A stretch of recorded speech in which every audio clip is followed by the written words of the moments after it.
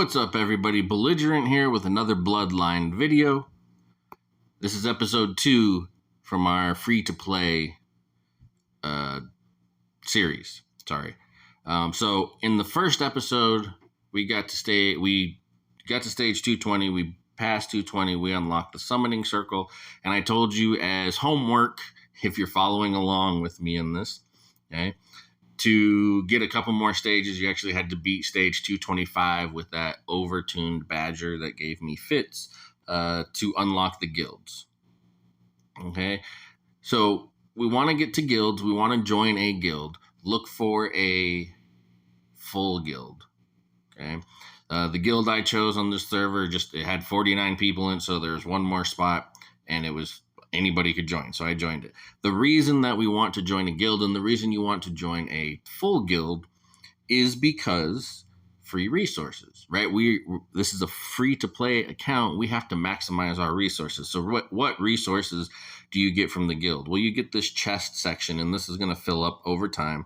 You're going to get a bunch of not amazing resources, but good resources from here. You also have the vault, where you can queue up to get a chest of your choice, essentially, as the guild uncovers them. Okay.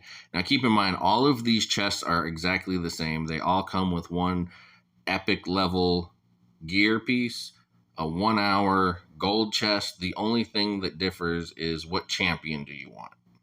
Okay. So you see, as I cycle through these, the only thing changing is the champion. Okay.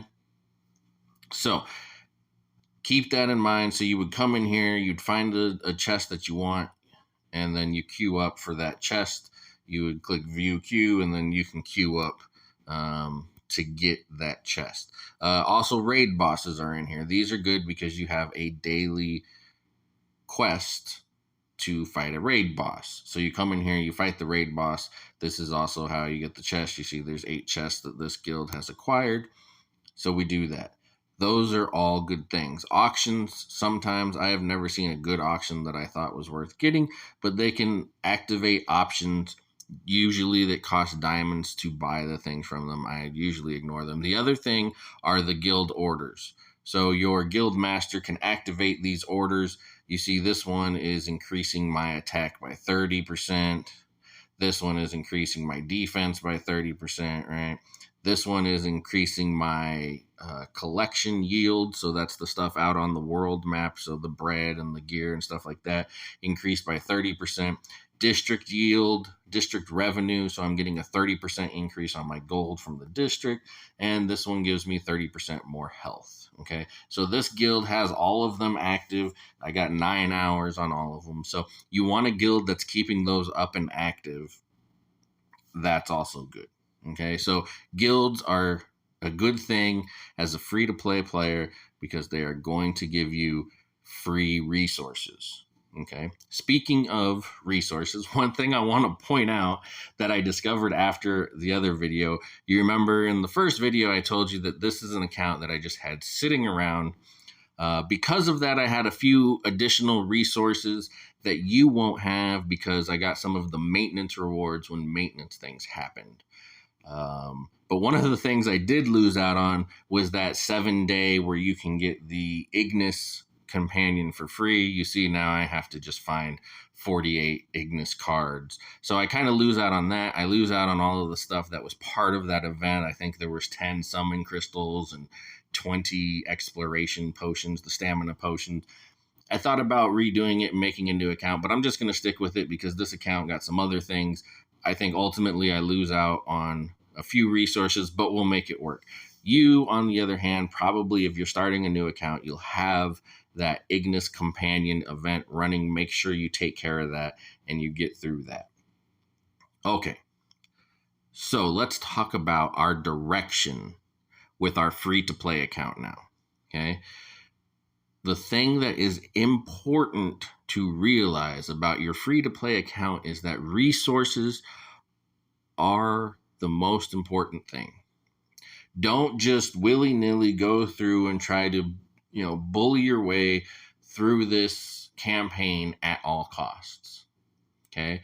We're going to get some of the campaign done as we can. but we don't want to blow resources simply to accomplish that goal. We want to hoard our resources. Shout out to my guild master on my main account who kind of pointed me in this direction uh, as far as hoarding resources. The reason we want to hoard resources is because we want to try to win some of these challenges. You see, on this server, or the only challenge going is the might challenge. There's a bunch of different challenges. You got the might challenge, you have an arena challenge, you have an air challenge, you have a district challenge, and I'm sure there's some other challenges. You have a intimacy challenge, you have a charm challenge, and again, I think there's some other challenges that I can't remember right now. But if we go in here and we take a look at this challenge, look at the rewards from this challenge. First place, never mind the cool spiffy little outfit you get, but first place gets 20 summoning crystals. That's 5,400 diamonds. 40 stamina potions, right? That's a lot of exploration. 20 hours worth of gold. 4,000 diamonds. That's about $40 worth right there. Plus the 54 from the crystals, okay? Then we have 10 rose bouquets. That's another 5,000 diamonds, okay? And then 20 Senate certificates, which is, I don't even know what these bad boys go for, 200 each. 10 is 2,000. So that's about 4,000 diamonds worth. Now, if you're on a server with some really strong pay-to-win players, you may not be able to get first, but if we can get into the top 3 of some of these, but you're talking about, let's see, so if we look at first place, 54 for the crystals, plus 4,000 for the just straight up diamonds they give you. So now we're at 94,000 or 9,400 plus 5,000 for the rose bouquets. That is 14,000. And then what did we say? 4,000 for the Senate certificates. So we're looking at about 18,000 diamonds there. And if we come in here and look, you'd have to spend over $100 of pay to win to get the rewards from that, or to get the value of winning that might challenge. Okay. Now, again, it might be a challenge for us to get first place on one of these challenges if we have some heavily pay to win players on our server, but that's going to be our goal. Our goal is going to be to hoard our resources so we can just flood them all at one time on whatever challenge we want to win. Every challenge has different rewards. Okay, so you have to kind of look at the rewards and kind of decide. And then sometimes you might have to plan a week or 2 or 3 in advance, right? Because these challenges are all on rotation. Okay, so we have to figure out the best way to use our resources to win those challenges. That is your goal as a free-to-play player, is to win those challenges. Frankly, if you're paying to win, you should also be looking at winning those challenges, but it's so much more important if we are free to play versus pay to win, because if we're pay to win, we can just buy the resources as we need them. Okay. So again, districts. I'm not going to do anything with my districts right now because there's a district challenge. So what am I going to do? I am going to hoard. I don't even have any right now, but I'm going to hoard my bread. I'm going to hoard. Actually, maybe it doesn't show up in my bag. See, I have 87 of the district or the construction plans, right? I'm going to hoard those. I'm going to hoard my bread. Okay. All right. I'm going to hoard these construction plans. I'm going to hoard this bread.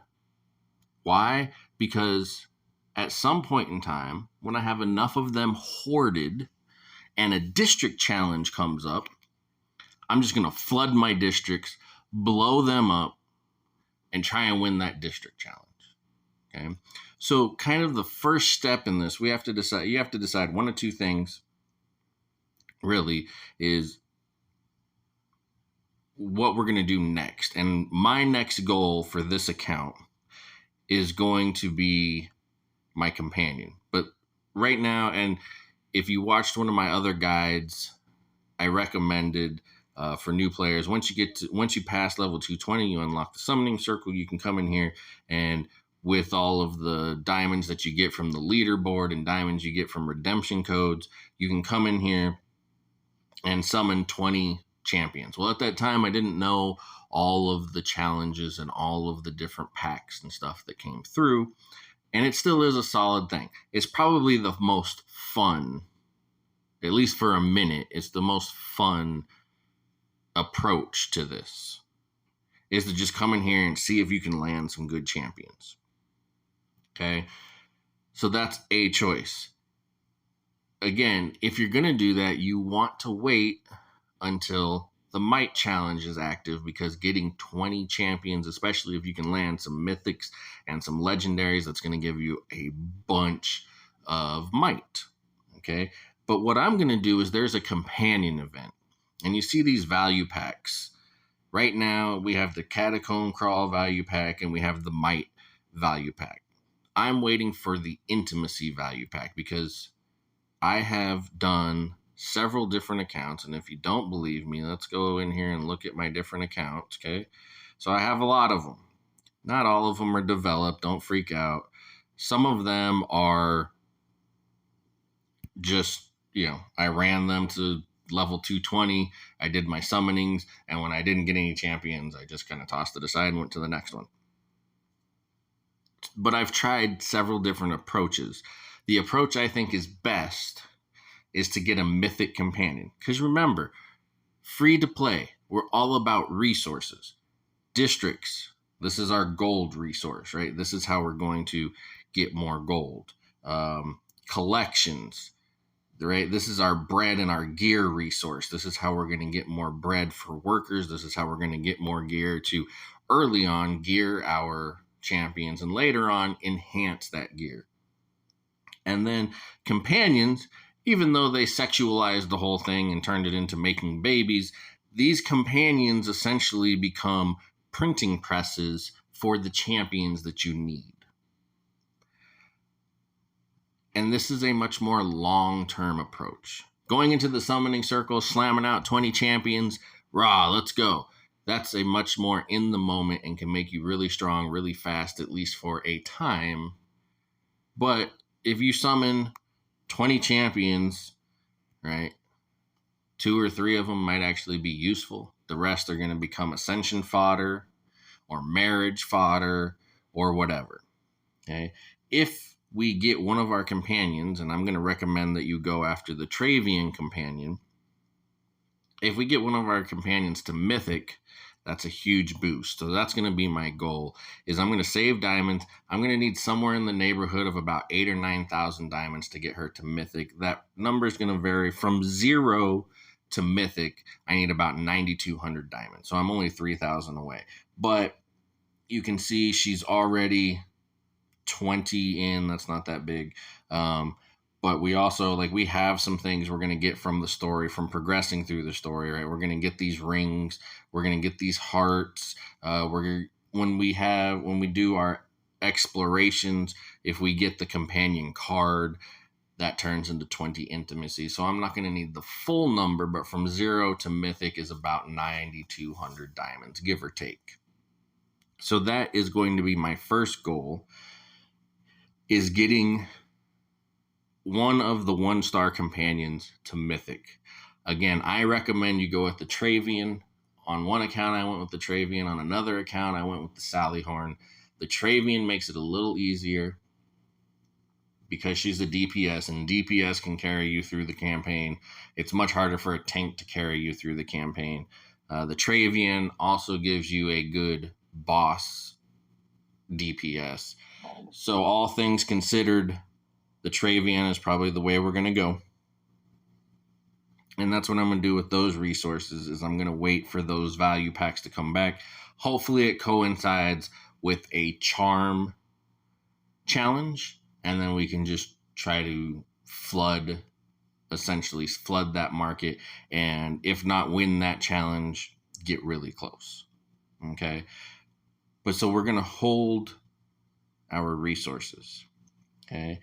We're going to try to win one of these challenges, maybe one a week, maybe one every couple of weeks, but we need those resources. So we want to hoard, and then when we think we can win one, we'll try and pop off and win one, right? Like the arena challenge, you're just going to have to kind of judge, right? Because we get these arena tickets, and so you want to hoard those tickets, and then at some point you're just going to flood them all, and you're just going to run a bunch of arena challenges. The arena challenge doesn't take resources from anywhere else, so that's one that you can base on just how many challenge tickets do you have. Okay, if you have enough, go for it. If you don't, wait. Okay, so as a free to play account, that's what we're going to do. Okay, that's what I'm going to do. Is I'm just going to kind of go through the campaign. I'm going to save all of my resources. I'm not going to use these explorations. I'm going to use as little of my resources as possible to do this playthrough until I'm in a position where I think I can win one of these challenges, and then we're going to go for the challenge. Okay, so let me know in the comments what you think, what your plan is, if you're starting a new account, or if you're playing along, if you wanted to make a new account to play along with me. Let me know or if you have taken a different approach and you think it's better. Let me know what your approach is going to be. If you have comments, questions, shoot them at me. Like, comment, subscribe, tell a friend. I'm Belligerent. See you on the next episode.